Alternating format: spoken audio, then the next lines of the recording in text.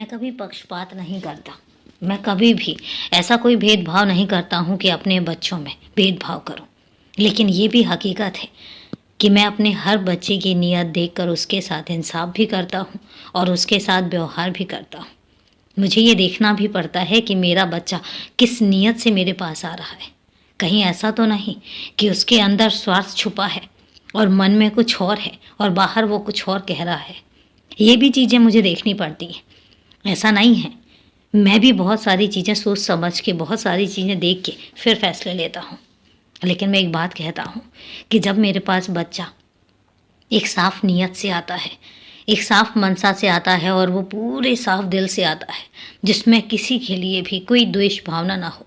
हाँ, मैं मानता हूँ कि मेरे बच्चे इंसान हैं और उनके मन में थोड़ी बहुत भावनाएं होती हैं और होनी भी चाहिए, क्योंकि इंसान है, भगवान नहीं।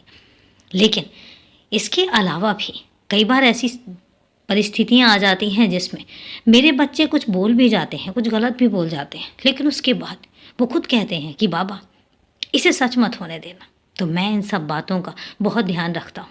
मैं ध्यान रखता हूँ साफ नीयत का, मैं ध्यान रखता हूँ एक अच्छे से स्वभाव का। और ये सब चीज़ें मैं तब देख पाता हूँ जब मेरा बच्चा मुझसे बात करता है, मेरे पास आता है और उसको ये बोलने की भी ज़रूरत नहीं पड़ती। जब वो मेरे पास आता है तो मैं समझ जाता हूँ। मुझे पता होता है कि मेरे बच्चे के दिमाग में क्या चल रहा है। इसलिए तुमसे कहता हूँ कि सब द्वेष छोड़ दो, जो जैसा कर रहा है उसको करने दो।